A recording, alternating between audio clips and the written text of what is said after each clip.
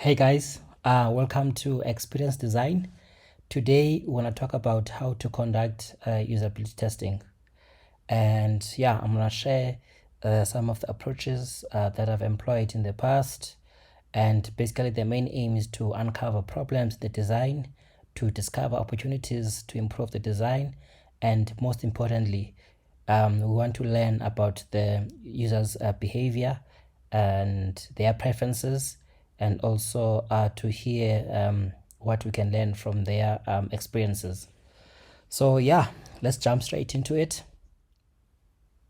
So yeah, ever since COVID, we've been conducting our usability testing remotely. And yeah, so basically what I'm going to take you through is ideal for that setup, even though you can do it in person. So yeah, we're gonna talk about the intro, icebreaker, mental model, and present some designs, and we'll close off. So yeah, basically what we typically do is to spend a bit of time, doing the intro, welcoming the participant, so basically we'll just say, hey, my name is Mputumi, and I will take you through the session today. And before I continue, I'd love to record this session so that we can go back to it should we think of viewing some of the feedback that you've given us. And yeah, so this will take probably about an hour. And yeah, what we'll share with you is just a prototype. Not everything works, but yeah, don't worry, we'll guide you through it. And yeah, so if you do need to take a break in between, please let us know. And yeah, so we just gonna continue now since we have your permission to record. And yeah, so please don't worry about whether you've got available feedback or not. We don't really care. We just want to take your feedback as it is. And yeah, so basically the next thing would be that we'll do is to do an icebreaker, right? And often you'd find that there will be like other people who have joined the session. And so you would just say, hey, it's me on the line, and I have my colleagues, and you don't need to mention their names. And basically what you'd find is that you will have like your product owner join the call, so that they can observe the UT session, some developers, content writers, so that they can see what improvements they need to make on their side, and also visual designer to also observe the session. And basically the main aim is to not to write like fat reports. We want to invite the necessary people in the room or online, so that they can observe the feedback directly themselves, right? So anyways, once you've done that like icebreaker, you'd ask the participant to to share a bit about themselves, what they do, etc., so that you've got a bit of context. Yeah, so they'll definitely like tell you like details, like where they work, where they live, if they have children and so forth. Yeah, you just have to like guide them when they're sharing those details, so I did not spend too much time. Then the first activity is to really talk about their mental model, right?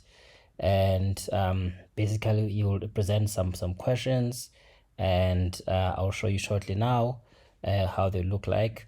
So I'll ask them, have you been involved in organizing a funeral for a relative or a friend?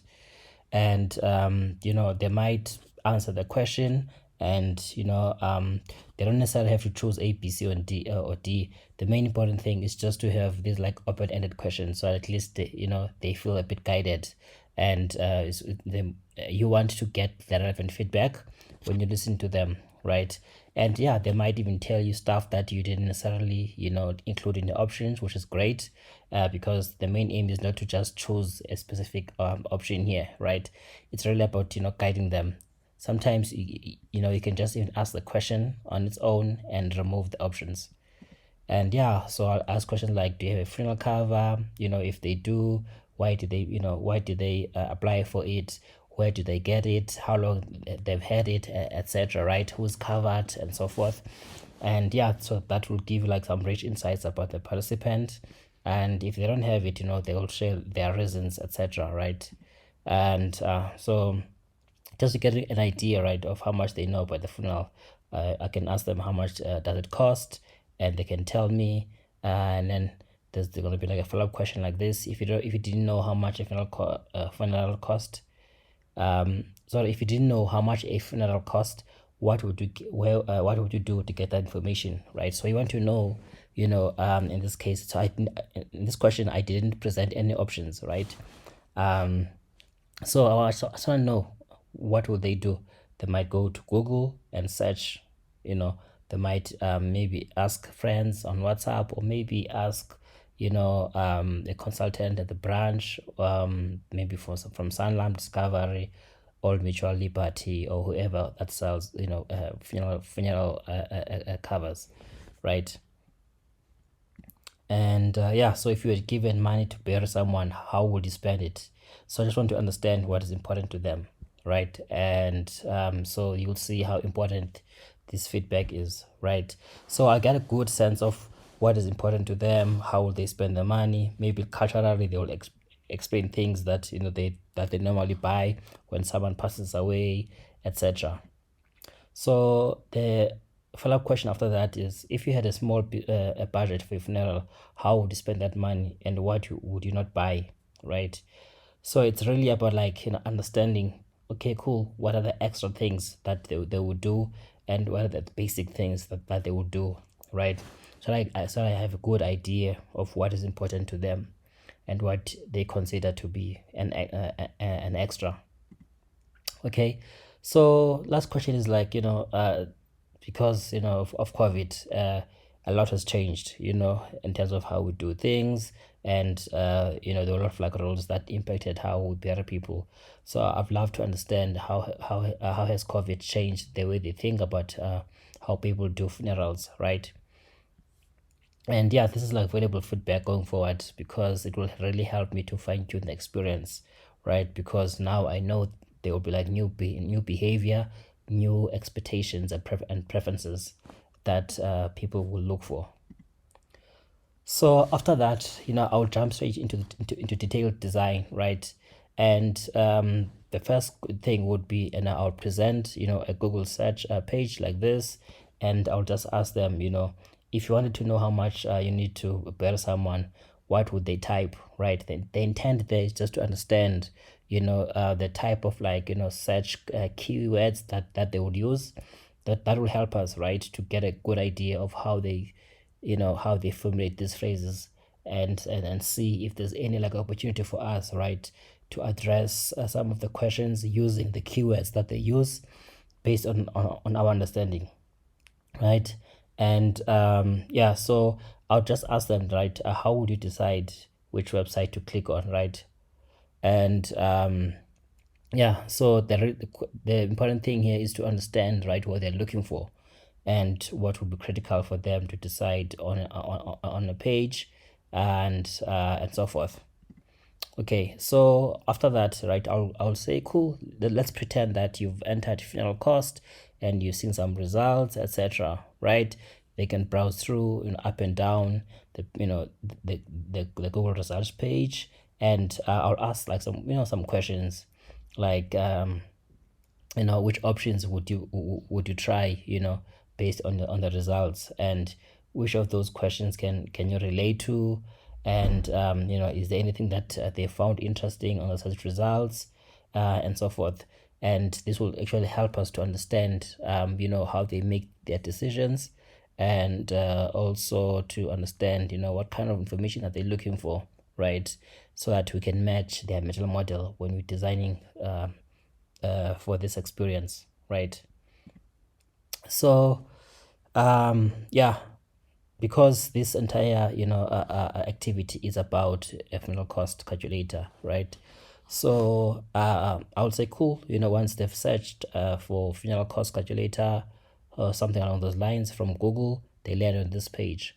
the first question that I would ask them is, what do you think of this page? So I'll just basically like let them, to browse up and down, and hoping that they will share, whatever that comes to mind. Then I will ask if they're not saying much. I'll just remind them, hey, could you please like share your thoughts so that I can understand what you're thinking, right? And yeah, so after like give them a moment to go to browse up and down, and I would ask them like what would they do here, right? I want to assess if they understand the purpose of this page, right? And then as they browse, through, and then they scroll past like, some this section about the calculator, I'll just get that opportunity to probe, what do you think is final province, and what would you expect to see? What do you understand about burial and cremation here? And so if you were to enter these details here, right, and you were to click calculate, what would you expect to happen? And I can probe more so that I can understand what they expect, and the kind of information in detail, what exactly, so that I can get a good idea, right, if by design has matched their mental model. That's really the intention, right? So if there's something else that I want to probe, right, it's best that I would just say, hey, what else do you notice? So that I can just, hey, so I can so that they can stumble upon whatever that I think is critical, right? Anyways, yeah, so that's the landing page by default. And then I'll present another the same page, right, using a different view once they've selected calculate, right? And they'll just they'll browse up and down. I'll give them a moment, and then I'll ask them, please walk me through what you're seeing here. They'll explain what is happening, and then I'll probe a bit, right? What basic costs mean to you, and what kind of costs are those? And so they'll look here, you look at the summary, and I'll ask them some questions about what is on the screen and what would you do, etc. Right? So yeah, and let's say they've expanded the the the final cost breakdown, and so I'll ask them like, how do you feel about the list that they are seeing? They might share that, okay, maybe there's something that is missing here, or okay, maybe these prices are too high or too low. Okay, I don't understand this. I can see an image, but I still don't have an idea. Or hey, I didn't understand what fresh floral wreath means, but I can see that the picture is showing me a flower, so I understand. And then I can probe, is there any like final item you wished that was on the list? They can give you, maybe they might expect a cow, for instance, right? Because traditional, some people they slaughter a cow, a sheep, and maybe someone might want to say, hey, we buy umqombothi, or we have to buy alcohol as part of like our after tears, etc., right? Anyways, so some of these things might sound a bit stupid, but people share their opinion, right? Yeah, so I'll probe a bit. Once I probe, okay, I can see where they're browsing, and then I can ask them, okay, sure, you've mentioned swap, what does that mean, right? And what do you think that is about? And they'll give me some response. I can probe a bit more and ask them what do they expect if they were to tap on that option, etc., right? Cool. So the other scenario that I wanted to test is it's really about how they perceive the FNL details page. So this is a page where customers will browse to in order for them to understand what the FNL cover was selling, etc. Right. So again, what do you think of the page? What would you do? Blah blah blah. And they will browse through this, and at some point, right, I'll ask them when okay, what do you think about this final cost calculator, and trying to get an idea, right, of how they perceive that experience. and you know, how is this useful, why is this here, right?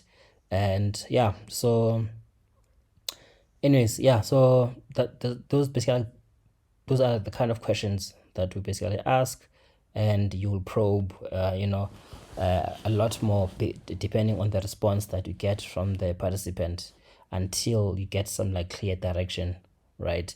And the main aim is for you to get those like rich insights, so that you're able to make this you know, design decisions when you are improving your design. Okay, cool. That's basically like it, right? And you know, you can ask about like what worked, and so forth, right? Was there anything that is there anything that stood out? Blah blah blah.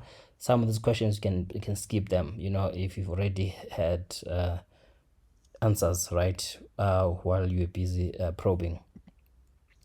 So yeah, and most importantly, right? The entire purpose of this thing is to, you know, make sure that, you know, you can evaluate if your usability test objectives are met, right?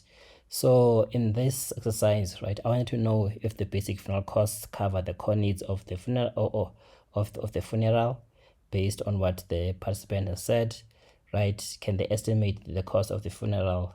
That will help them to decide on the right amount of their cover, and can they fully understand, you know, each basic funeral item on that is on the list. And yeah, so then the other things that are nice, you know, to have in the design, and then not like critical, you know, to the experience. Even if they fail slightly, you know, it's not the end of the world. I want to understand, you know, the nice thing to have, right? What, you know, and also because we do want to make money, right? We want to sell products, and the question is like, will they have an interest to explore our funeral plans once they've gone through the funeral cost calculator? Yeah, so anyways, like, yeah, the number of ways, you know, to draft usability test objectives. So these are the reasons typically why you would want to test your designs. Maybe there's certain things that you felt a bit uncomfortable about when you're busy designing, right? And you want to prioritize those things, but they should be key to the experience, right? They're like nice things that you have in a design, but you know they're not critical, right? That's why you can, you know, position them as secondary objectives or tertiary objectives. Sure. Yeah, that's basically it, guys. But yeah, I mean, I'm gonna share a link to this. You can, you know, download it. If you go to Figma, and you'll be able to access, you know, these design resources. Cool, guys. That was it from me. Yeah, basically I'll be like uploading more videos just to help people who are interested, you know, to learn about design in general. And yeah, I'll share as much as I can. And also, if you've got questions, you know, you can just drop them in the comment section, hit a like, and follow to get notification about the next video. Cheers.